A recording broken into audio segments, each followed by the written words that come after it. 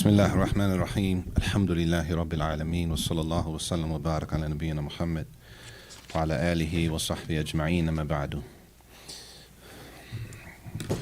So this is the third class from Adab al-Talib al-Ilm, the manners of the student of knowledge.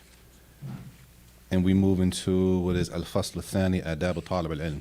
So we already did the importance of knowledge. The importance of knowledge we did, and we did the superiority of knowledge. Or what was the other word? The virtue of knowledge. It was another one though besides superiority. The advantage of knowledge. Those words are important so that we understand what's being said. This is off topic. Quick question, y'all. I was having a conversation with a brother earlier. Because there's a chapter about the student and the manners of the student with the sheikh, right? So the question is, what is a sheikh? No, I'm not trying to be funny, no scientific or nothing. What is the sheikh? The student and the sheikh. The sheikh is the teacher. The sheikh is the teacher. Is every teacher what we know to be a sheikh? No. But the relationship between the two people is a student-teacher relationship. That's the point. So it doesn't mean that, for example, every teacher is necessarily the most knowledgeable person. But it's still a teacher-student relationship. And that's why some books, it doesn't refer to the sheikh as with the word sheikh. They use the word in Arabic, which is the muta'allim or the mu'allim muta'allim, right? The word for teacher and student. There's other books, not all of them. But even in those, that's the relationship. Not to be confused, they say every teacher is a sheikh. But generally, every sheikh teaches, right? If a person has knowledge, they're going to teach for the most part. Which doesn't mean everybody teaching has knowledge. Right? This is not riddles. I'm not trying to be, but because a brother asked me what somebody told him that he has to have a sheikh for a certain subject of learning, which is true. We can't depend on books alone, right? You need a teacher to teach the book. So he said, well, how am I supposed to know who's my sheikh? Right? So I'm like, well, the people that you consider, we stuck on the word sheikh. Those are your teachers, right? When you die, they're going to say, well, who were his teachers? He studied with such and such and such and such and such and such and such and such and such, right? They'll say, so we're going to say, well, those are his sheikhs? Like that. That's the idea, just to be clear. If you got a student, the manners of the student has to have a teacher. Right, the student is going to learn from somebody. Who is he going to learn from? The teacher. But the teacher is, in this case, the sheikh. I hope that's clear. This don't have nothing to do with me, y'all. This is the relationship of the student and the teacher. The students go to people to learn. The people that they go to are the teachers. Those teachers are shuyukh, sheikhs, whatever you call them. Tayyib.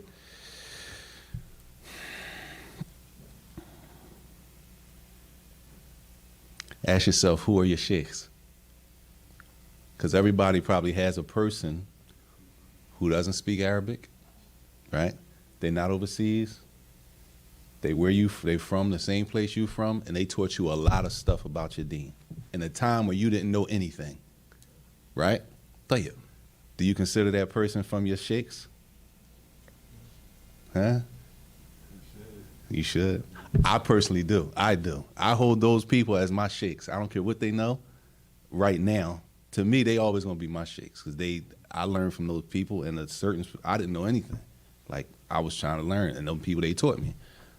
You see what I'm saying? And that's what the brother was asking. Like, how do I know who my sheikhs are? I'm like, well, who are the people who you're teaching? That's generally how it goes. Tayyib. This next section has to do with, as they say, it's not written here, but this is more the section of the manners of a student, the person themselves, right? You as the student, the person. And there's 3 sections here. And the first section is al-ikhlas. Al-ikhlas, which is, I know we know this word, right?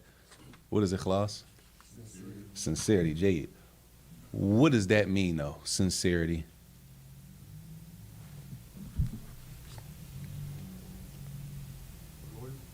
Huh? Loyal? Loyal. Jade. Totally for Allah. I'm gonna look it up right now so we can have some synonyms. It says honesty, genuineness, truthfulness. So when we talk about ikhlas, right? We talk about to be sincere for what? To Allah, huh? In worship. All right. What does that mean to be sincere in worship, though? You only seeking His pleasure. You're not seeking no type of praise or anything from the people. You're not seeking no type of praise from people, but you're only doing whatever you're doing to please Allah. Everybody agree with that? No ulterior motives. Tayyib. Pursuing Allah, forsaking yourself. Pursuing Allah and forsaking yourself, going against yourself. Tayyib. Is it possible, because it's important to make sure we understand, when we talk about ikhlas for the person who's learning as the Taliban, the person who's learning, you have to be sincere in the sense that, because sincerity could be, right? Every action that we do has a motive behind it. Every time we do something, it's something behind it pushing us to do it, right? I can sincerely quote a hadith to you or quote a verse to you, and I'm really doing it. I'm sincerely doing it because I want you to know that I know more than you. That's why I'm sincerely doing this. Is that sincerity? No. Huh? Sincerity. It is sincerity. Jade, it's sincerity. Is that the sincerity we practice? No, that's not ikhlas, though. So when you talk about sincerity and ikhlas, you got to be, okay, they're not sincerity. I could be doing something. I'm doing it because I'm really, really, really trying to get back at you for what you did to me. That's the only reason I did it. And that was my whole intention. I sincerely did it for that reason. Everybody with me? Tayyib. Ikhlas lillah is not that. That ikhlas lillah means I'm only doing this, whatever it is, because I'm looking for the reward from Allah. Nothing else. Nothing else matters, which is important because a lot of times we do things and the expectation is that I'm getting something back from the person that I'm helping. The expectation is that I'm going to get something back. Right? Is that ikhlas? Would you say that sincerely for Allah? You expected something back. Is that, huh? What? No? You could do something sincerely for Allah and still expect something. How? Because I might take somebody. I might give you a ride. I might see a brother and give him a ride, and in my head it's like, it might be a cultural thing. Like, we know you're gonna give me gas money, but I'm expecting it. I'm with you. But I'm not doing it for that. I'm gonna do it regardless, but I'm still expecting you to do it. Jade. Whether you do it or not, I'm gonna still do what I'm doing, but I'm still expecting you to do something. Jade. Everybody hear that? Tayyib.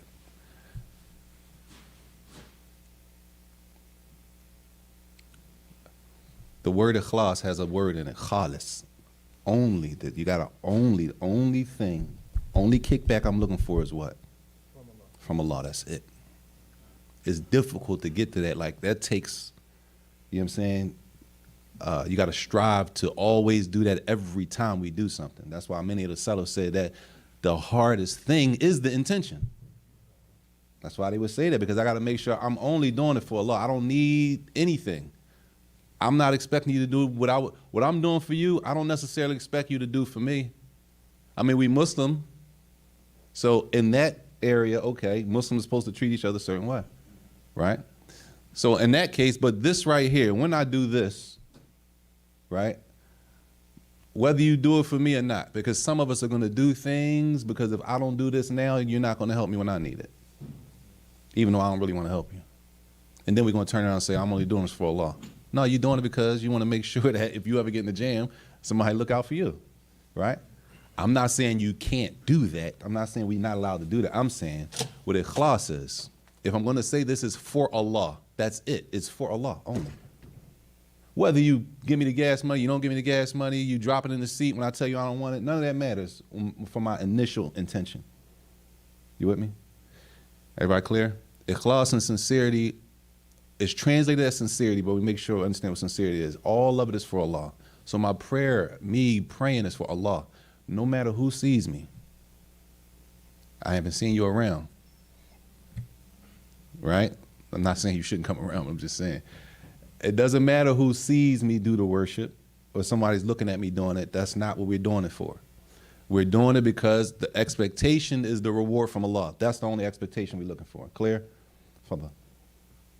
Within the sincerity of doing things for Allah, don't we still have to have some aspect of consideration for His creation? Because sometimes, like, we get caught up, like, the whole idea when people be like, it's the haq, it's the truth.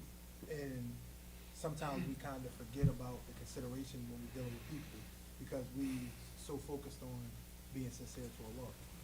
Well, what you mean when you say it's the haq? What is that? Just Consider them how? What you mean? Or you talking about timing? yeah, like Timing, yeah, no doubt. No doubt. That's hikmah, though. Yeah, That's having wisdom. Saying the right thing at the right time is, yeah, you sincere when you said it. I'm only doing this because I want better for the brother or the sister. That's the only reason I'm going to say something. You know that in your heart, right? But is this the proper time to say it? And if it's about the person accepting what I'm saying, shouldn't I try to do everything possible to make sure that they're going to digest it and take it? And this might not be the exact time. This might be bad timing. Not that what you said wasn't right, not that you weren't sincere, but your timing was bad. And like he said, well, we're going to argue and say, man, you got to say the haq, whenever it be. Right? That's going to be the argument. Well, where does that leave us as far as hikmah? Putting everything in its proper place, which are those come down to like judgment calls. Not necessarily all the time halal and haram, but it might be a judgment call. If I make a judgment call, y'all, if I'm in the realms of the religion, the deen, I make a judgment call of timing, right? Maybe I chose a bad time, or maybe I chose a bad word, right? I wouldn't have said it like that. He said it like that, I wouldn't have said that. Is what he said haram? No, it's not haram. Is what he said outside of the Quran? No, it's not. But could he have done it in a different way, in my opinion? Yeah. But that's all that's arguable. You see what I'm saying? So that's more or less timing as far as knowing when to say something, when not to say something. So the first point he brings in this section of Ikhlas is Al-Amru, or Amr Allah Rasulahu bil Ikhlas, that Allah Jalla wa Ala, He commanded the Prophet Sallallahu Alaihi Wasallam to be sincere. Tayyib. Sincere in the sense that we talking about, that only no worship we do, all worship, not just the salat, not just the fasting, every type of worship that we do, all of it is for Allah. So there's no time that we're just going to do it because everybody else is doing it. Doesn't mean that when we see people doing something that we shouldn't be encouraged to do it. We should be encouraged. We see people their worship is stronger than ours. That's an encouragement. I need to do better. I can do better. It's an encouragement. Rushing to good or racing, as they say, competing and doing good deeds is good. Even when competing and doing good, though, you always have to protect our intention. Always. And that's why the Salaf would say, someone would say the most difficult thing was the niyyah. Because it could start off sincere.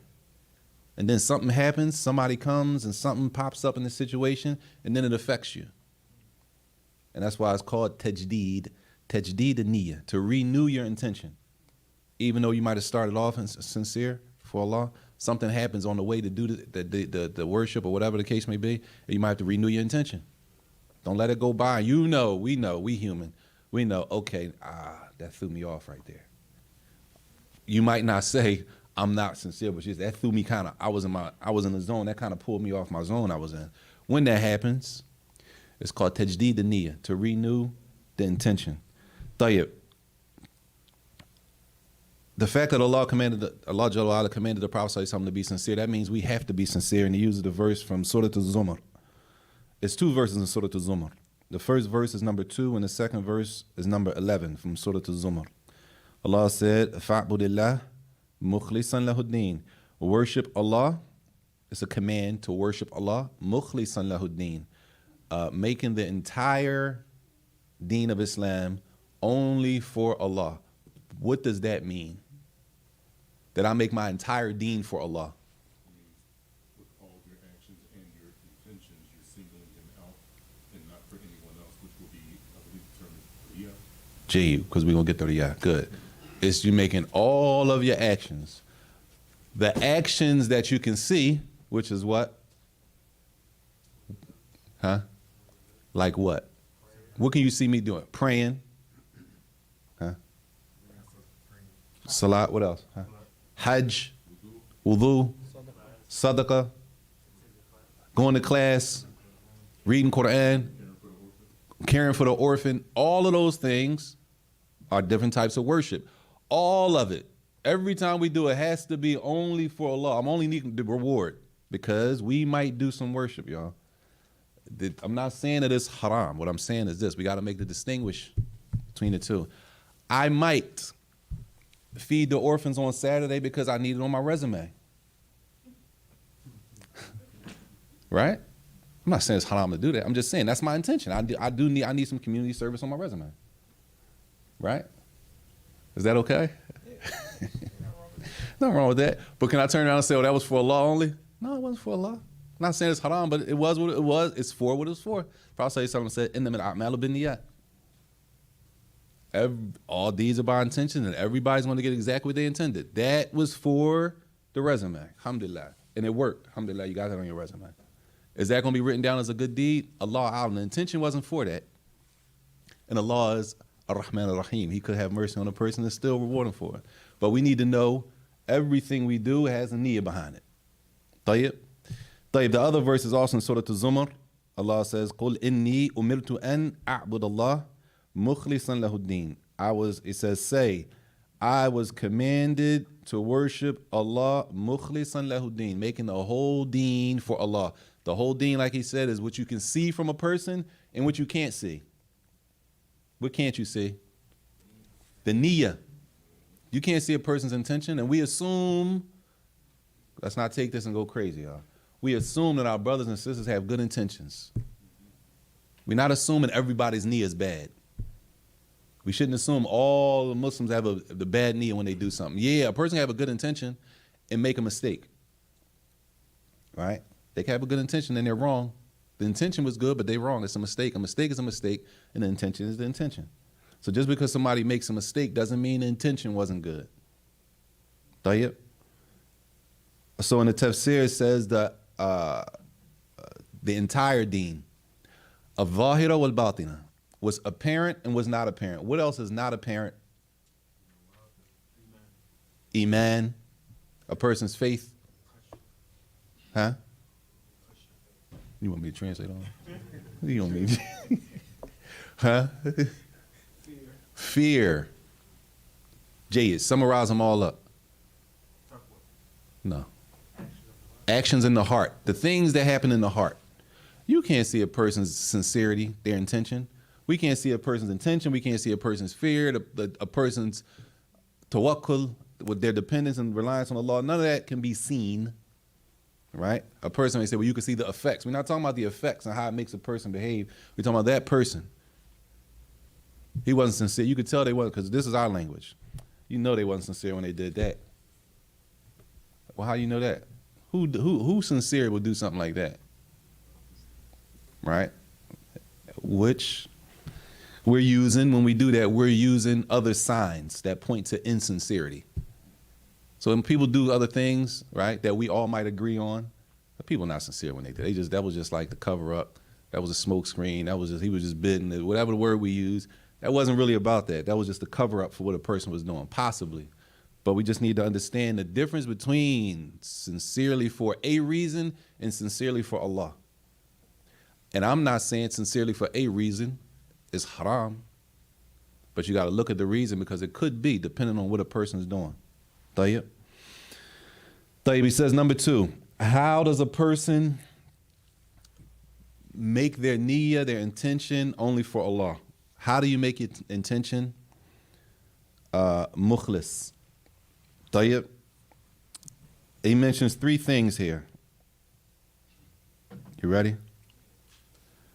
3 things so I can judge myself and see, to make sure my intention is pure, as we say. Pure, only for Allah. I'm doing this for the sake of Allah, which is lillah. This is for Allah. That's how we say. I'm doing this for Allah. I'm only doing this for Allah. Right? He says, number 1, he says, بأن تنوي رفع الجهل عن نفسك. That when we do something, the intention is to remove the ignorance from myself. Now we're talking about learning. Why am I learning? How do I be sincere when I'm being a student learning Islam? Because that's what we're talking about now. Ikhlas, sincerity when learning Islam. What is my intention? How can I be sincere when learning Islam? The intention for going to class, right, is to remove ignorance. And this is a straight translation, y'all. To remove ignorance from myself. What does that mean? Yes. Ignorance as in how we, like bad behavior, or ignorance as in lack of knowledge? That's a question. Yes. Good question. He says ignorance as in bad behavior or ignorance as in lack of knowledge. Now, if you were reading a book and it said that you should intend to remove the ignorance from yourself, that's what it said. How would you take that? Both? Jade. Definitely both.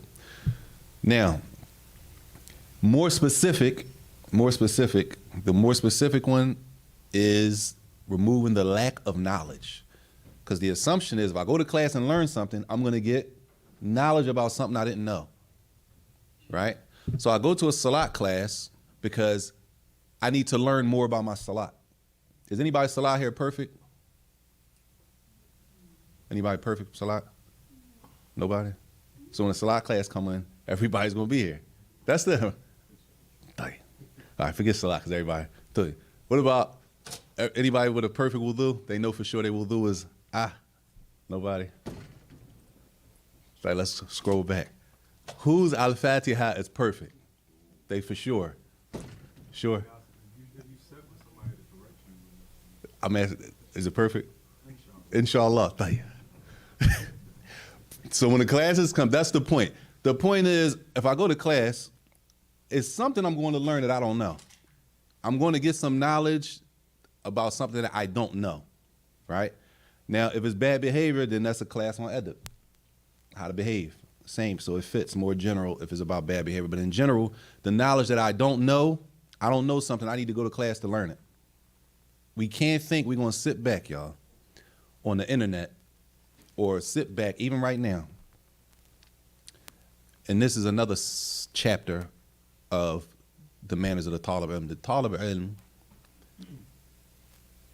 travels. That's part of learning. Part of the strive in learning is traveling. We need to understand that the people who leave out of their houses and go to get the knowledge are not like the people, are not the same as the people who sit in the house and get it through live stream. It's not the same. It's not the same sacrifice. Yeah, it's not the same. It's not the same. I could sit in the house and turn on the YouTube or whatever and let it play on my couch, warm. Do we think it's the same as the people who come out in the cold and travel 20 minutes, 30 minutes to the place to sit in the place, and it might not be that warm in there either, and then listen to somebody uncomfortable on a chair or on the floor for 45 minutes to an hour? It's not the same. It's not the same. So we should understand that the reward may not be the same at the end. It might not be the same. And somebody asked one of the mashayikh, because it was a person, they were traveling, for example, the sheikh would only come to give the class once a month to a certain city. So let's just say the sheikh was in, for us, let's say the sheikh was in, where you got to fly to? You can drive to Virginia. Because the brother was taking a flight. Let's say Cali, Atlanta, right, where you got to get a flight. Even though you can drive to Atlanta, I'm just saying that's long. So the brother was taking a flight The sheikh would come, like, for example, the first of the month. The first of the month, the brother would take a flight to the city to sit with the sheikh for that day. The sheikh's only there a day, and he would fly back. Right? And somebody told him, that's too much. Why are you doing all that? That's too much. You could just listen to it on the live. That's what they told him. So they asked the sheikh about that. And this was I think this was a real, he said, the reward, of course, is how much sacrifice a person puts into it. He said, secondly, imagine this. When people travel around the world to go to colleges, nobody criticizes that. Nobody criticizes a person going halfway across the world for a broad program, for a college. Nobody criticizes a person for going across the world for business. There's no criticism. This is a statement of the sheikh. This ain't me, y'all. He said, but a person has the nerve to criticize a person, and the Sahaba used to wait on the steps of the Prophet for knowledge. So a person going to criticize a person who's trying to get the best knowledge in the dunya, the best. They're trying to get their ilm of Allah's deen, and they're going to criticize that. But if a person were to travel for some dunya knowledge, there'd be no criticism. It'd be probably throw a party for him. Allahu Akbar. They don't understand the value. The people don't understand the value of the ilm of sharia, the ilm of deen. And the person says something like that. So we need to understand the same thing, that talab al-ilm, it takes sacrifice. You get lonely. Everybody's not doing this. Everybody's not trying to learn on that type of level. So we got to make sure we be sincere, because it's a long road. It doesn't happen in a month, 6 months, a year and a half. It's a long way to learn. And that's why people who've been Muslim 30 years, 40 years, they'll always say, I never knew that. I've been Muslim all this time. I never heard that. It's a lot to learn, which is another section of sabr, patience. Tayyib. He says that a person, number one, if I want to be sincere in learning, my intention is to remove some ignorance from myself, meaning I don't know a bunch of things and I need to learn some stuff. That's my intention, to learn for me. Right? That's my niyyah. He says the second thing, تحقيق رضا الله بالقيام بهذه العبادة الجليلة. He says gaining Allah's pleasure, right? Gaining Allah's pleasure within learning, because learning itself is a type of worship. I'm seeking Allah's pleasure by learning more about Allah and His deen and the rules and the ahkam, what I'm supposed to be doing as a Muslim. Seeking Allah's pleasure. I'm just saying, I'm not learning because I'm trying to get this position and they say that you need such and such amount of hours before we can hire you as this. That's not my intention. If I do that, I should know that was my intention. Right? But if it's for Allah, then it's for Allah. This goes for those who treat the deen like it's an internship or community service. For those who treat the deen as an internship or a community service. Yes, we shouldn't treat our deen like that. This is for Allah. Whatever comes to us by way of some good that we do, alhamdulillah. Meaning, I'm not going to say the brother's name because he might not like that, but no, I'll tell you. That's a brother. He's shy, right? But he's accomplished something great. It's not something light, right? We need to make a big announcement so people can know who, like what the brother did. MashaAllah, man, and give him some encouragement. This is not something that happens every day, right? The brother's like, yo, he's shy, which I totally understand. I get it. And if we do that, there's going to be a lot of light on him. So can we say what he did because he wanted that light? No, but that light comes with the territory. Sometimes you being a good Muslim, you stand out. So the people that are around you, whether they're Muslim or not Muslim, they consider you the good brother or the good sister, or you a real Muslim to them in their eyes. That comes with the territory. So we're not going to say that all of the brothers and sisters that are trying to practice Islam, they want people to call them good brothers and sisters. We're not going to say that. But sometimes that type of response comes with the territory. That's part, like we're not going to get, as some of the Salaf said, doing the action for other than Allah is riyah, can be riyah. And not doing the action can also be from riyah. But riyah is coming up. طيب. So he says, secondly, that a person is seeking Allah's pleasure. He says, thirdly, وَالسَّيْرُ عَلَى خُطَاء الْأَنْبِيَاءِ خُطَى الْأَنْبِيَاء فِي تَبْلِيغِ الْعِلْمِ لِلنَّاسِ. Thirdly, that a person is following the footsteps of the prophets in eventually delivering the knowledge to the people. Meaning they're teaching people. Eventually, you want to teach somebody something that's going to help them get closer to Allah. When do I begin to teach?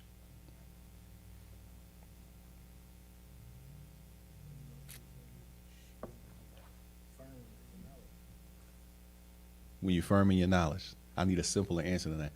When does a person begin to teach? No doubt, I'm not saying you're wrong.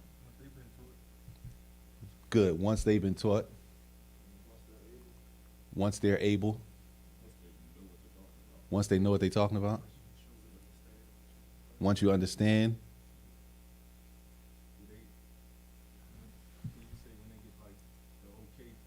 When they get the okay from the people who taught them. Tayyib. The opportunity presents itself. I'm not saying none of this is wrong, y'all. I'm not saying none of that is wrong, but I just want it simple. A person teaches when? You said it at the end. Huh. They had to do something before they could teach. They had to learn. All right, now, good. You can't teach until you've learned. Now, how do I know? When have I learned?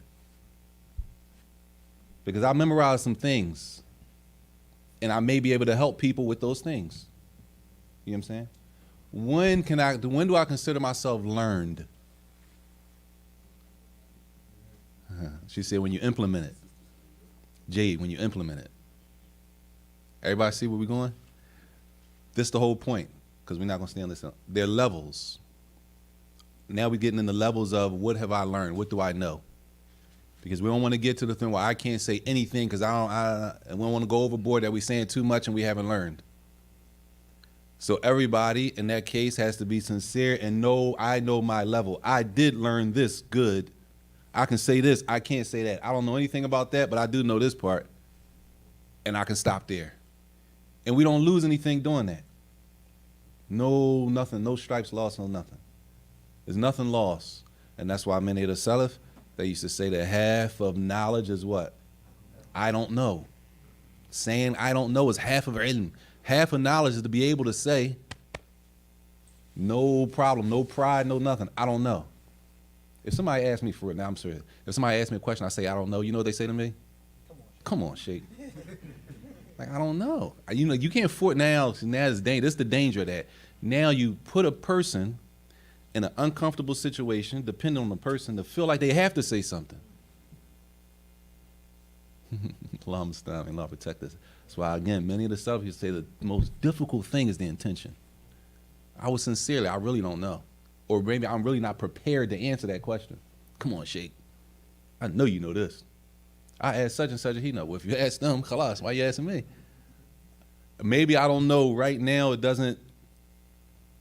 A different day, maybe. Is a person simple if, say somebody asks them something, and they say, the Prophet said this, Allah said this, and they say, well, where did you find? And they don't know. They just telling the person. Is the person simple for this? For which person? No, like if a person, say I ask you Huh. something, and you tell me, I say, well, where you get that? Mm. You can't tell me. Well, I don't know what book it's in. Yeah, not necessarily a book, but you're saying call Allah, but you can't tell me where it's from. Should you remain quiet and not speak on it?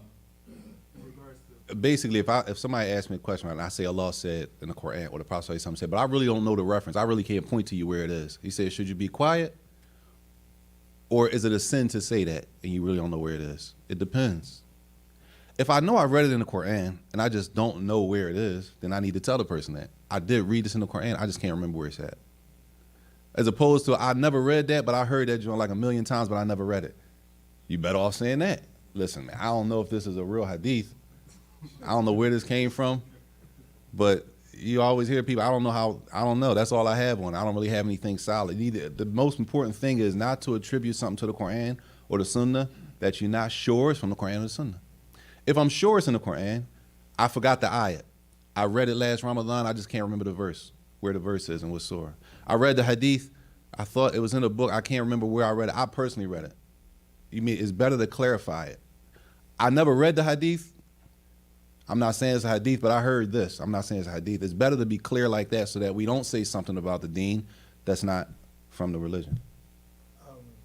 Going off what he was saying, put in, like you just said, put in the disclaimer, or like whatever caveat, whatever, like you don't know or you do know or you're not sure about, wouldn't giving that information up front along with whatever knowledge you've given or dawah you've given, wouldn't that kind of protect you from this? Yes, the disclaimer is better. If I'm not sure, it's better to say. That's why sometimes it's said, if I can't remember the hadith, at the end of the hadith, at the end of the statement, the person says, "Oh, kama qala alayhi salatu wasalam," which means it was something like this that the Prophet sallallahu alaihi wasallam said. I mean, I don't know, I don't remember the hadith verbatim, but I may put the hadith, only the hadith, not the verse of Quran, in my own words, and then at the end I'll say, "Oh, kama qala alayhi salatu wasalam." It was something like that that the Prophet sallallahu alaihi wasallam mentioned to show the person that I'm talking to. That's not word for word. So don't take it word for word. It was something that he said like that, and if you go look it up and find it, the wording might be different. So I'll make that disclaimer. The disclaimer is definitely safer to stay away from sin when I'm not sure, for sure. Tayyib. So those were the three things. The last thing for the person has the intention to teach people, not just to teach people, y'all. What's the benefit of teaching somebody?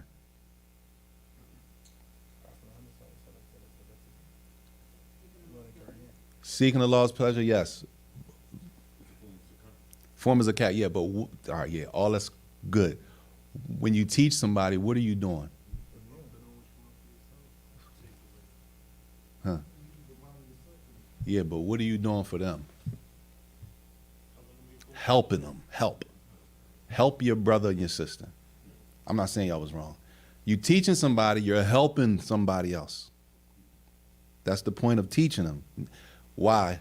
I could sit here and teach, right, with the intention of something else, not helping you. I can be teaching in order to build my status up for something else I'm trying to do. May Allah protect us all. I mean, right? You teach a person the intention, so the intention of learning is firstly for me. I've been Muslim such and such. I don't even know for real how to make wudu. I need to learn that. I need to learn my prayer right. I need to learn what breaks my fast. I need to learn for me. And while I'm doing it, if I'm sincere, I can get the reward from Allah for doing that. It's a reward. Just for going out to learn is a reward by itself. What's one of the rewards for going out to learn? Allah makes the path easy to paradise, like the Prophet said, right? So I'm going to get, inshallah, those two. Now, on top of that, if I'm able to, I can help my Muslim brother, my Muslim sister who don't know what I know, so they don't know how to do it. They don't have the know-how, so I get reward for helping them. That's the sincere intention. Tayyib. He says, number 3, إخلاص الأعمال لله أمر عزيز. He says, فاستعن بالله على تحقيقه بالدعاء. To ask Allah to help you be sincere by making dua for sincerity. Asking Allah to make you sincere. We ask for everything else, right? Anything we need, we get in the gym, we ask for. Or anything we want, we get serious about, we ask for. What about asking for sincerity? That Allah makes my worship only for Him. I'm not trying to do anything outside of get Allah's reward when I do this. Don't make me a person who's doing it for something else. I don't want to do my worship because my husband's going to be upset if you come in the house and you're not standing up praying. So if you come home at 6:30, I'm gonna make sure that I'm praying. Like nothing of our worship is for the creation. Nothing from the worship is for the creation. If a person sees you making salat, alhamdulillah. It's not like you can hide your prayer. We shouldn't be hiding the prayer. Prayer is not to be hidden from one another. We're not talking about extreme cases, y'all. In a general, regular case, prayer is not to be hidden from one another. And what's the proof for that? Salat al-Jama'ah, praying in congregation. Brothers, if we don't know, the men, and this is a whole different class, praying in the Jama'ah is more reward than praying by yourself. How many rewards do we get for praying alone? For praying alone? One reward for making a salat by yourself. You pray all five prayers in a day, you pray by yourself. You got what? 5 rewards. Praying in jama'ah, the Prophet ﷺ said, at the least is 25 times better than praying alone. In another hadith, it says 27 times better than praying alone. So this person got 5 for the day, and this person got at the least 125. And they do that for years. We think we're going to show up Yom Kippur the same? And both people had sincere intentions? It's not the same. Let alone the obligation of the jama'ah. The obligation of the jama'ah. We just talking about the reward for the jama'ah. Let alone the obligation of the jama'ah. That means, where do we find the jama'ah at for the most part? For sure, in the masjid. That means the drive is supposed to be to get to the masjid to pray jama'ah. I'm at work. Well, you do what you can when you're at work. I'm moving around. Do what you can. But when the opportunity is there, it's supposed to be a push to pray in the masjid. But Allah's earth, yeah, we know Allah's, you can pray anywhere. But everywhere you're not going to get the jama'ah. The reward for the jama'ah, let alone the conversation of the obligation of praying in jama'ah. We're not going to do that tonight. Tayyib. He says that a person makes dua, that Allah makes him sincere, and he brings a statement of Ibn al-Jawzi, rahimahullah. Anybody do the homework from last week? You got it? Ibn al-Shihab? Az-Zuhri? I just found a couple things about him. We do it at the end. Tayyib. Here's the next person, Ibn al-Jawzi. Ibn al-Jawzi. Not Ibn al-Qayyim, y'all. We have Ibn al-Qayyim, which is famous by Ibn al-Qayyim. Then we have somebody else famous as Ibn al-Jawzi. Ibn al-Jawzi. The names sound the same, but we're not talking about Ibn al-Qayyim. So don't look up Ibn al-Qayyim. And if that comes up, that's not the one. Abu Farj, his name is kunya is Abu Farj Ibn al-Jawzi. Ibn al-Jawzi says, ما أقل من يعمل لله تعالى خالصا لأن أكثر الناس يحبون الظهور عبادتهم. He says, there's very few people are sincere. Why? He said, because most people love or they like for people to see them when they're doing their worship. Most people like to be seen. And that leaves very few people to protect their sincerity. If a person likes to be seen, that means they might actually do something from the worship that's not for Allah. They might actually do it because somebody's looking at them, like the Prophet ﷺ told us in another hadith. That one? He says, ما أقل من يعمل لله تعالى خالصا. How you say it? How few are the people how few are those who are sincere? Which means is only a few, very few people are sincere, doing it sincerely for Allah. Why though? He says, because most people love to show their worship to other people. Which means, you know how much it takes to get up in the middle of the night when nobody's watching to pray? Right? It's difficult. Nobody's watching. Everybody's asleep. No phone. Everybody's asleep. That a person gets up out of their bed, comfortable, and pray voluntary prayers, not obligatory prayers, a voluntary prayer, right? And nobody's watching. We got to protect our sincerity, yes. When it comes to the topic of Riyadh that we're on right now. No, we on Ikhlas now, Oh, it's class. but Riyadh is coming. Oh, it's coming. Yeah, Okay. that's the next section, Riyadh. Do it when we get there. Tayyib. Tayyib. He says, number 4, from the signs that a person is sincere, إخفاء الأعمال الصالحة. He says, to hide your good deeds is a sign that a person is sincere. But this is the part here. It says, فَكُلَّمَا اسْتَتَرَ الْعَمَلْ مِمَّا يُشْرَعْ إِخْفَاؤُهُ كَانَ أَرْجَى لِلْقَبُولِ. This is important, y'all. He says, the more that you hide what is allowed to be hidden, some things are not allowed to be hidden. The more that you hide what is allowed to be hidden in our deen, some things are not supposed to be hidden. What's not supposed to be hidden? Your marriage, Allahu Akbar. Dang. Your marriage is not sahih. Your marriage is not supposed to be hidden. MashaAllah. Huh? Sheikh, I'm not getting into that. I'm not going there. But the marriage is not supposed to be hidden. And how do we know that? The walima, the witnesses. Before the walima, the witnesses. You're supposed to bring witnesses. Brothers showing up for get a whole marriage. They don't have no witness. They just show up with a woman. It's like, yo, where the witnesses? Oh, I need witnesses. You getting married? Like, who knows you getting married? No, let's pay attention to this, y'all. This is a good one. Witnesses. The marriage is not valid without two witnesses, two male witnesses. Brothers show up, no witnesses. So you telling me, all the people you know, nobody knows you getting married today? That's what we think about marriages? You show up out here, you don't have not one brother with you, so nobody knows you about to get married. Or nobody sees it important enough to show up at your marriage. Mushkila, man. That's a problem. What do we think about, what do we think about our marriage? It's something from our deen, a protection. It's a lot into a marriage. Like, we're on marriage. That's the point of the witnesses. I'lan. And then after the witnesses, the walima. It's a celebration. I got married. We stuck for the Lord. It's like we mad we got married. We don't want nobody to know we got married. This is kind of off topic though, with the marriage thing.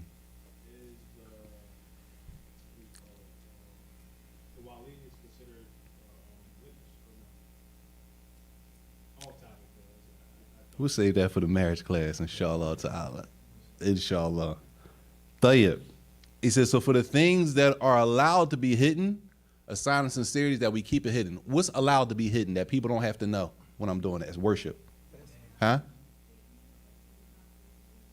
Oh, go back to what's not supposed to be hidden. Tayyib. One is the marriage. What else? Good, the shahada. A person takes shahada. We should know. This way we start to give them their rights. And they owe us rights, we owe them rights.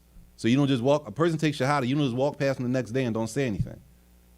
Now, they have rights over us, we have rights over them. Jayyid, good. What else? The salat. The salat. That's the benefit. We come to the masjid and we pray together. Everybody sees us you praying. There's nothing, okay, you don't have to hide that. So there's certain things that's not supposed to be hidden. But then there's certain things that's allowed to be hidden. So the things that are allowed to be hidden, a sign of sincerity is that a person keeps them hidden. Which doesn't mean, y'all, if it's not hidden, they're not sincere. It doesn't equal that. Or because you told me you was fasting today, you can't be sincere. Nah. I could tell you I'm fasting today. Why? Because I want you to take me out to eat? Oh.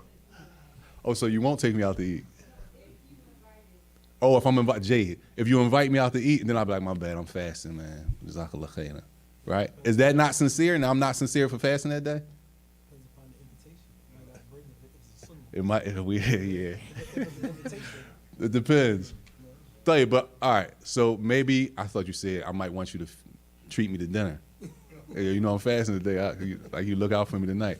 So a person might invite you, and you say, no, I'm fasting today.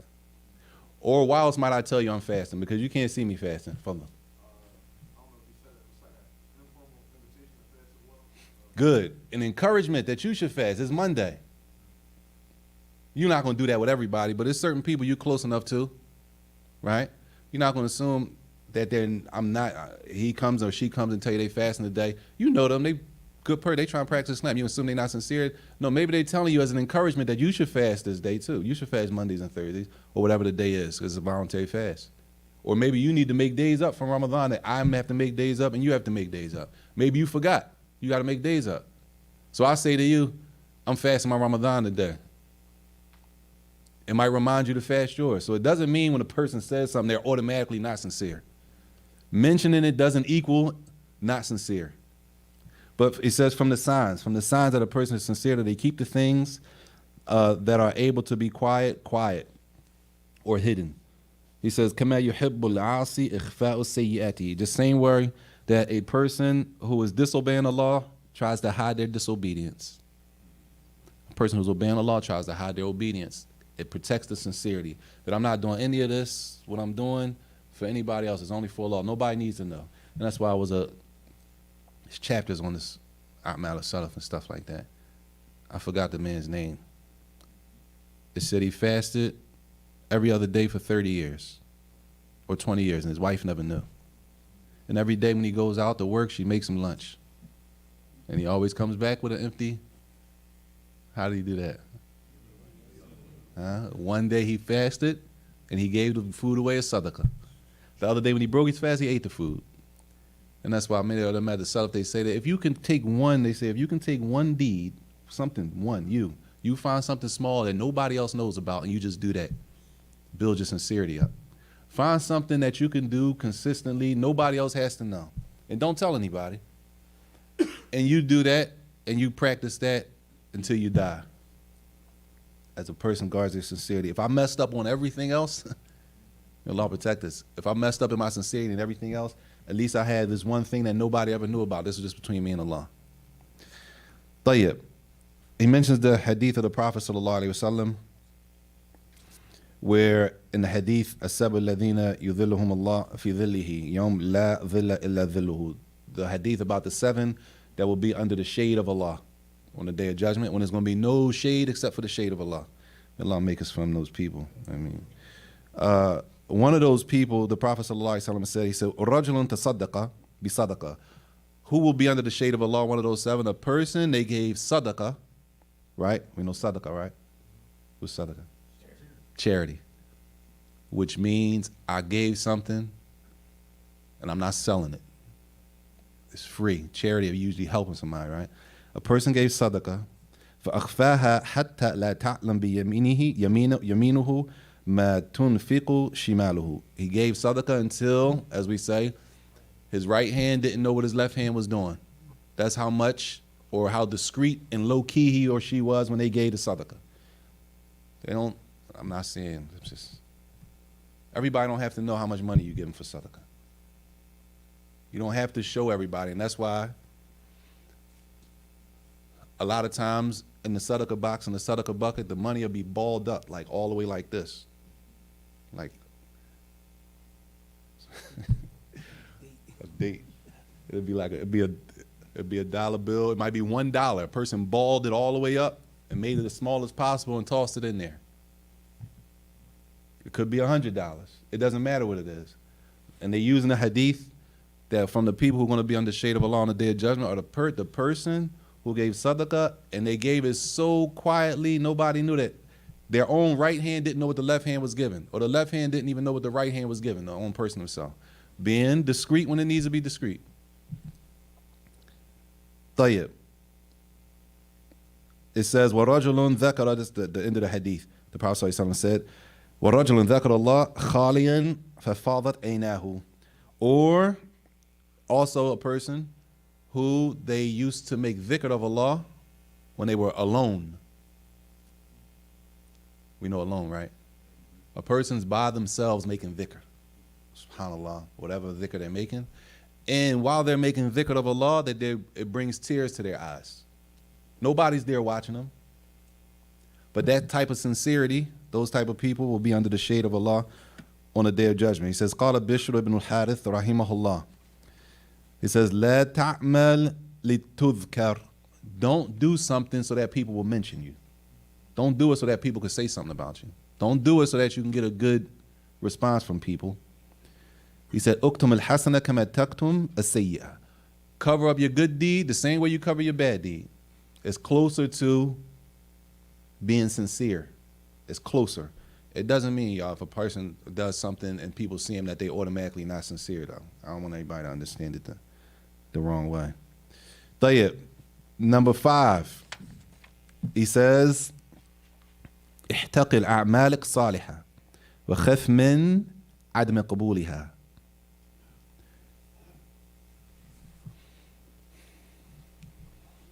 Number 1, when we do something, a good deed, fear that it won't be accepted.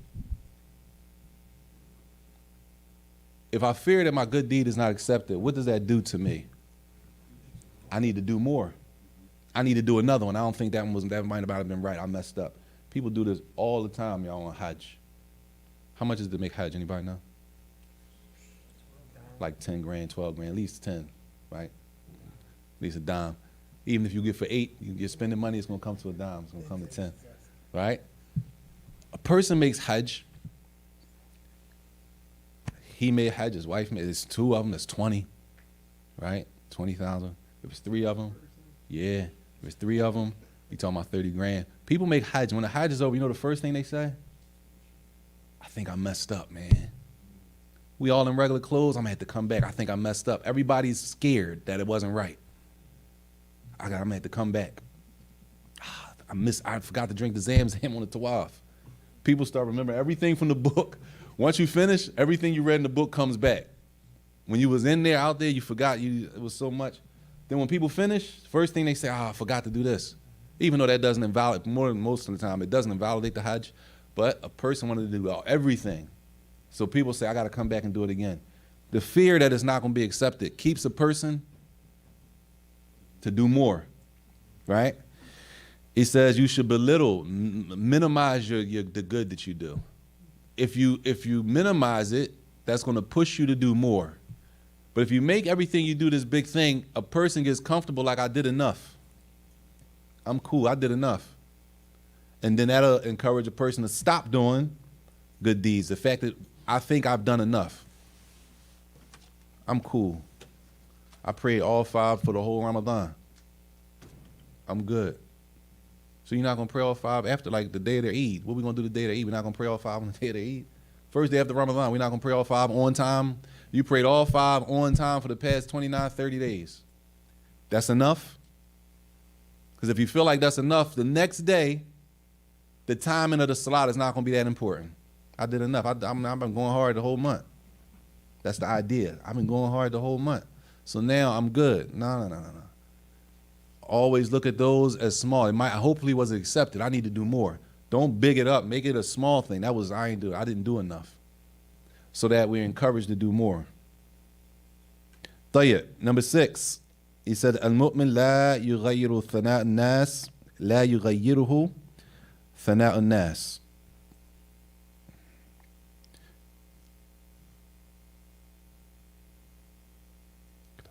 ولا يقتر بذلك. طيب. فإذا فعل الطاعة وأثنوا عليه خيرا لم يزده ذلك إلا تواضعا وخشية من الله. He said the believer, you're not affected and you don't change when people start to praise you. Don't change when people start to praise you, right? Don't let that affect you, your sincerity. He says, and if a person does some obedience to Allah and the people do praise him, he said, when people praise you for the good you're doing, which it means, y'all, this is what it means. If you're a Muslim, right, and you're trying to practice Islam, people are looking at the Muslims anyway, whether we're doing the right thing or we're doing the wrong thing. But when we do the right thing, inshallah, people have something to say about that, and it's a compliment. That comes with the territory. You're not going to say, well, I'm not going to practice deen because people want to start complimenting me, and I don't want my niyyah to change, and I don't want, no. That's from the shaitan. That comes with the territory. Always, brothers say, mashallah, man, I always see you praying on time. Alhamdulillah, mashallah. Allah protect us and keep us all firm. This dua, we can start not praying on time so nobody don't praise you. You with me? So some of those things are going to come with the territory. But he says, when that happens, don't let that change your sincerity, but what that should do is increase a person in their humility. Humble. Right? And it should increase a person's fear of Allah. Why should it make a person more humble than they were previously? A person praises you, why should that humble you? For fear of falling into showing off. Okay. Because it makes you remember that level of sincerity and that level of, like, I don't want to sound new age, but that level of consciousness of taqwa of Allah, you wouldn't have it if it wasn't for Allah. No doubt. You only reach the level that they're praising you about because of Allah. Allah gave you that. The strength to even do whatever you're doing that somebody compliments you came from Allah. Wasn't just by you who you are. Tawfiq. That Allah gave you that. So you don't consider yourself having any status. But the person looking at you, they consider you at a certain level. Whatever level that they consider you to be at is from Allah Jalla wa Ala. So it should humble a person that, listen, that's from Allah. Alhamdulillah, that Allah gave me at least that I'm trying. Sometimes you know yourself. Good. And if you know yourself, you know that I'm not worth that praise. If you really knew me, like some of the Salafis said, if our deeds were a smell, you wouldn't even stand near me. If Allah made the smell of our deeds, our bad deeds, come off of our bodies, one of the Salafis said, you wouldn't even want to be near me. But the people can't smell what we do. And they can't see it for most of the time, so it is what it is. Good. The more you learn, the more you find out what you don't know, which means you need to learn more. And that only comes by learning. So if we're sitting back not learning, in reality, we don't really know how ignorant we are. Once you start learning, you say, yo, it's a lot of stuff I don't know. I need to be doing more. But if I'm never learning, I never really get to gauge myself on what I need to learn and what I don't learn, what I don't need to learn. Tayyib, so he says that it increases a person in tawadu and humility. And why should it increase a person in taqwa, in fear of Allah? If a person praises you for doing something, right? Why should that increase a person's fear of Allah? Because he said it should increase you in humility, being humble, and fear.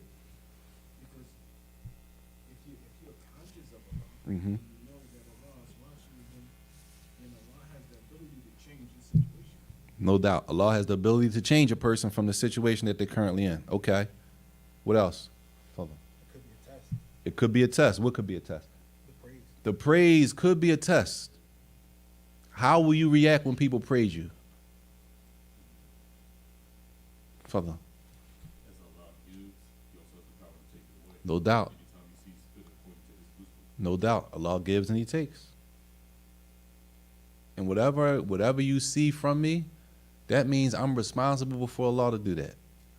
So hopefully that I'm doing what I'm supposed to do, because having the knowledge and not acting on it is a sin. Knowing and not practicing it is a sin. It's a bad deed. That's why we're saying Surah Al-Fatiha. غَيْرِ الْمَغْضُوبِ عَلَيْهِمْ وَلَا الضَّالِّينَ. Right? Guide me to the straight path, not the path of those who your anger is on. Those people who Allah is angry with, and not those who went astray. One group, they had the knowledge and they didn't use it. They had the knowledge, but they just didn't practice, as we say. Not really deening. They ain't practiced the deen. You got all the books in the world, all the tapes, all the lectures, but how much are we practicing? All the clothes, all of the stores, all of the masjids, all of the classes in the city, all of the names and the nicknames and the abus and the and this one, and we got all of the stuff, but how much are we practicing? Because that's what's going to count, the practice. Because if we have the knowledge and we're not practicing, now it's another hadith about the Quran being a proof for you or against you. And it's a verse, don't be like the people who Allah's angered with, or the ones who went astray. Or the other hadith that the person learned and they said they would learn it for a reason, and then it comes out that they weren't sincere. It's a lot going against us if we're not practicing. So where we get off saying, I'm just ain't practicing right now. Like that's cool to be like, no, I just ain't practicing right now. That's not light, because we don't want to be like the donkey carrying books. All right? That's why I raised my hand, 'cause I was thinking about that hadith. Yes. I asked you about that. It's a verse about don't be like the donkey carrying books. Does a donkey benefit from books? But a donkey can carry a lot of books. We can have a lot of books in our houses, but are we reading them, benefiting from them? Do I understand what I'm reading? That's a different level. That's an ayat. That's in the Quran. Yes. I think that's sort of the Taqabun. I think it's 68 or 69, yeah. Taqabun, if I'm not mistaken. My pop came from Umrah one time, and he came in the library. And he looked at the books and said, "You read all these books?" I said, "No, Dad, I ain't read all these books. These are not, some of them are reference books." That's the first thing he said. "You got all these books. You read all of them?" "No, I didn't." It was like that, probably a little. It was like that. This one, when we was in Mecca, he came from Umrah. My bad. Do the scholars of today have any, not necessarily books, but like advice on how to handle if someone praises you? Because somebody may read something from the scholars where they said they used to like, well, those guys used to throw dirt in people, they used to do praise and stuff like that. So, what I'm saying is there any like contemporary speech from contemporary scholars about how to handle this? Because a person may read that and Throw I mean, I dirt don't at think somebody. they won't do it here, but I'm just They saying might. in general, it They is might. Okay, we trying something that the to be on the minute. So, No doubt. If I'm not mistaken, it's a hadith of the dua Abu Bakr used to make. Radiallahu anhu. If I'm not mistaken, it's Abu Bakr, when the person praised him, that Allah forgive me what they don't know about me and make me better than what they saying about me. And I forgot the third one. But I don't know anything specific other than that dua, something like that. Or Allah Alam. Tayyib. We're not going to finish the next part. We'll just, the next part kind of short, but it could be lengthy. طيب.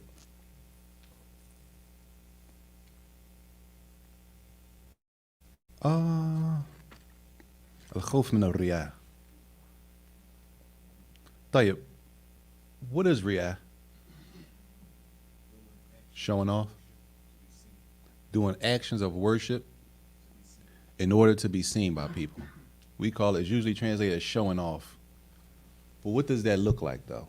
Like, what does it look like that I'm doing something to be seen? I'm in here praying, and it's an out loud prayer, and I hear somebody come in, so I beautify my speech better for them to hear it, rather than beautifying it for the sake of Allah and my salat. Jayed. The intention is the most important thing, because beautifying the Quran is from the Sunnah of the Prophet. So, the beautification for me is one thing. Let's just say, for example, I recite 4 different ways. I have 4 different ways. Not me, I'm just an example. A person has 4 different ways that they can recite the Quran, right? Different voices, the way it sounds. When I'm praying by myself, I like a certain sound that other people don't really like. You with me? For example, I'll give you an example.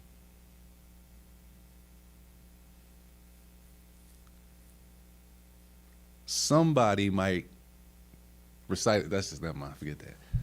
Scratch that one. A person recites a certain way, and it's fine for them.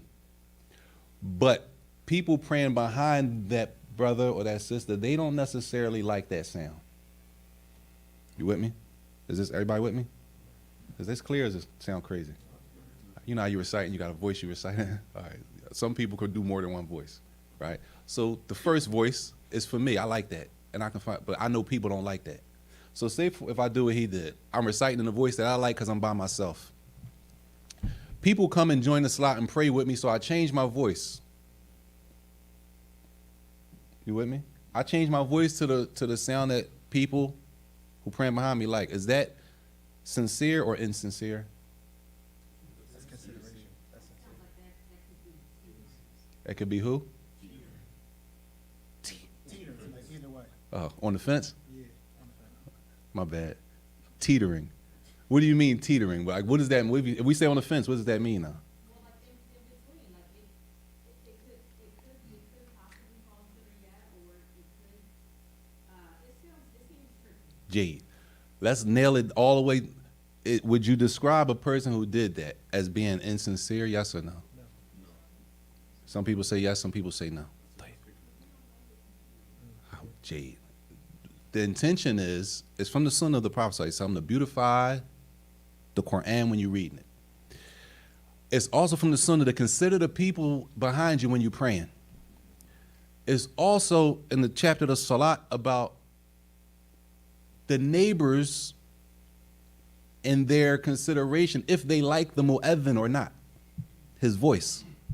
All this consideration. The point of the Quran is it beautifies in the prayer. It's a reason for it. So why would I read something that the people not really, they don't like that sound? Why would I do that knowing that people don't like that? when I'm able to do something that's going to be easy on the ears of the people following me. Now, in my opinion, for example, maybe I really believe the one that I read by myself is the better, more beautified recitation to me. So the second one is not even really that great to me, but they like it, and it's easy for the people following me. Think that's insincere? Is it more like the recitation would be like more like long and drawn out? Is that? Well, this is the thing. It doesn't matter what the recitation was. One of them is for me, and one of them is for the people. You see what I'm saying? Whether it was long and drawn out for me or long, whatever, I'm going to read the one that they like because I'm considering the jama'ah. I'm considering the congregation behind me. I'm considering reading longer. It's from the sunnah to read longer for Isha. It's from the sunnah to read longer in Fajr. Right? If I'm praying by myself, I might do something different. All of it goes back to the niyyah. So it could be that I am doing it because I want to show them I can recite more than one way. How would you know that, though, as a listener? You won't. That means a person's going to meet Allah with that. You understand what I'm saying? Every person, the niyyah, we have to meet Allah, what we did it and why we did it for. If a person did that for the reason, I know people, when I read like this, it takes too long. It's too drawn out. The people don't like that slow recitation. It takes too long. They can't stand that long. I'm not going to read like that knowing that the people stand, especially if I know the community, older people, some people got to sit down. I know the people. I'm not going to do that. Why would I do that and put hardship on the people behind me? So I might change it based on that.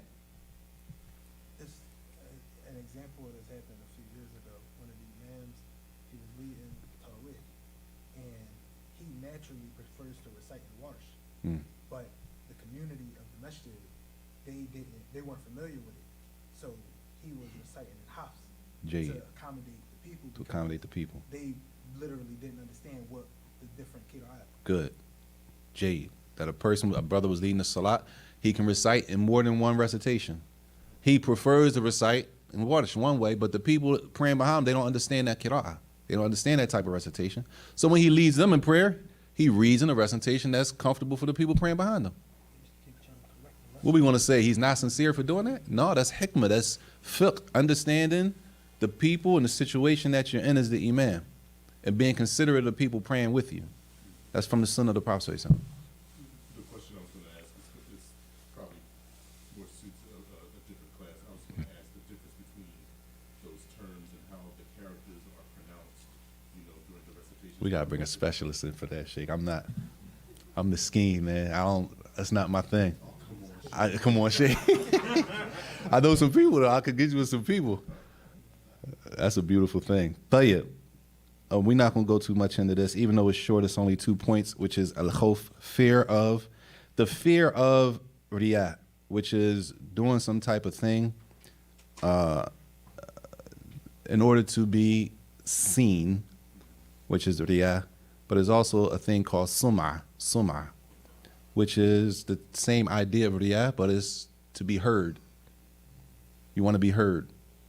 That's why we got to be careful. We live in a time where it's easy. We can easily fall into these things if we're not paying attention and if we're not really focused on ourselves. As many avenues as it is to be seen nowadays, and as many avenues as it is to be heard. We got to be careful when it comes to our worship.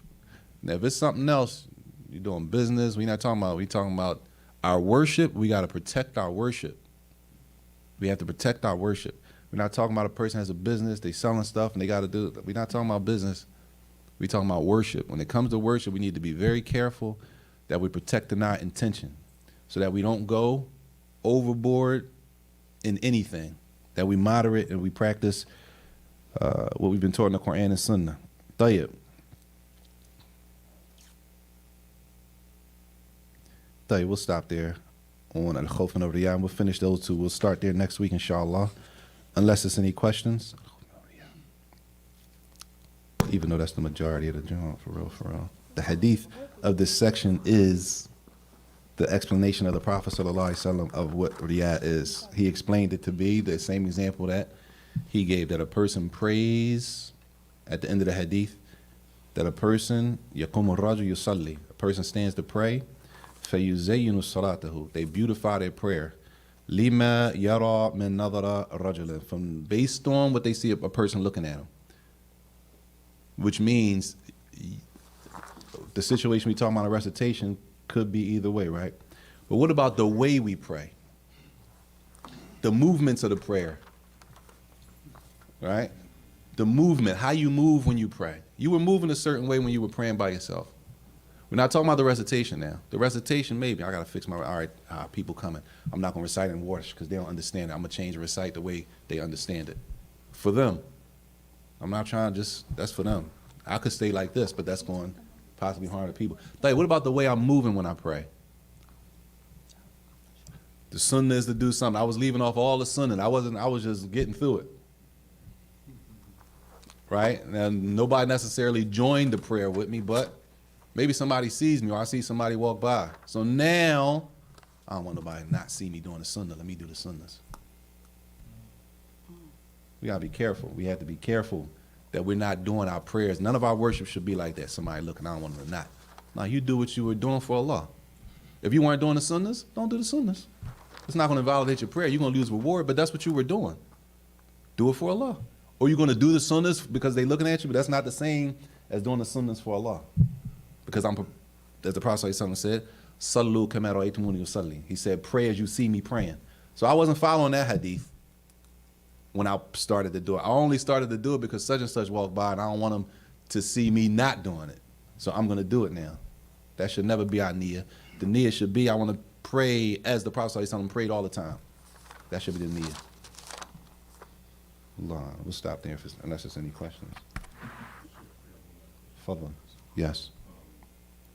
Is there anything in our deed that says, that touches on the aspect of worshiping Allah, not for the sake of reward? Like we understand that everything that we do has reward. Mm. But we're looking past the reward, just worshiping Allah just because He is Allah for one point. Is that a part of our deen or is that outside of our deen? That is still part of the deen. Worshiping Allah for the sake of not even looking at the reward. At the bare minimum, a person is being obedient, following the command. Bare minimum. Because I might do something from worship that I don't know the reward for it. I just know we got to do it. I don't know the reward, but I know we have to do it. And since we have to do it, I'm going to do it, even if I don't know the specific reward for it. You see what I'm saying? So even if I don't know the reward, doesn't mean necessarily I'm not going to do it. I'm going to do it even if I don't know the reward. Why? Because I've been commanded to do it in the Quran and the Sunnah of the Prophet ﷺ. So based on that alone, I'm going to show my obedience to Allah and I'm going to do it, even if I don't know the reward. Everybody clear? Now knowing the reward is going to do what for me? It's going to encourage me, give me more clarity, give me more, oh, I'm clear, I know what to do. Okay, that's why I'm doing it. That makes it even better. But even if I don't know the reward, bottom line, I'm obeying Allah and His Messenger sallallahu alaihi wasallam. So I'm doing it. I might not find a reward for something until years later. Alhamdulillah. Allah. Any other questions? Yeah, you said that, I understand that how showing off, doing an action can be showing off, but you said not doing an action could also be from showing off, like not doing something? How? Yes, this is a statement from one of the Salaf, meaning, as we say, I don't like that word though. Like, a person a person doesn't do it right. I'll give you an example. I think I used this example the other day. I'll give you an example. Everybody know, for example, somebody got to lead the salat, man. So I come in, or brother comes in, I know the brother can recite the Quran. No, I'm not going to use that because then everybody's going to be looking at everybody when they come lead the salat. This is not for specific people. I'm just trying to give an example. Men, we got to lead the salat. Everybody can't stay lined up when it's time to pray. You go to a masjid, y'all out moving around, it's time to pray. It's however many brothers it is, somebody has to lead. You're the better person. Everybody know like your recitation is better than all of us. Nah, man. Oh man, he don't even want to lead the prayer. Like you don't want to, that could push a person into showing off that you know you are the most qualified. And basically you telling everybody no could be a big up of yourself. Of, yeah, everybody know I'm qualified, but I'm going to still deny him. So does the preacher The pretense of humility. I don't know, Shay. What you mean? It's pretty much fake humility. Yeah, kind of. Yeah, I don't like that term, but that's what he said in the first place. He said fake. Yeah, that's what he said, but I just ain't want to say that. Like fake piety, fake righteousness, which I don't like to say that, but it's kind of like, all right, everybody knows you're the better person out of all of us. Lead this life. Why we all got to come to you and almost beg you to do it and you're better than all of us? And you're going to, somebody else can go. So they say, some of them say they're leaving off doing a good deed. That's a good deed. Leading the salat is a good deed. Leaving off a good deed could be from riyah. A person could put themselves in a position to do riyah in that case also. Is that clear, Yes, sister? yes. Allah, I know. It's a lot of chapters on the niyyah and ikhlas. That chapter is it's a lot of books, but that's enough, inshallah. And these next couple are about the person, us, the people who are going to learn. And this, of course, is summarized because the next section is kind of like not, I'll say that this is us, inside of us, how we handle ourselves. Sincere, right? Staying away from showing off, right? Following me, making sure I'm practicing sunnah, I'm doing it myself. The next section is not necessarily me, but it's more action, if that makes sense, when we get there, inshallah. طيب, inshallah, we'll stop there. Sallallahu alaihi wasallam, Muhammad. Dang. Ibn Jawzi, yes. That's his name. You mean his name? Yes. Wa sallallahu alaihi wasallam, Muhammad wa ala alihi wa sahbihi wa sallam.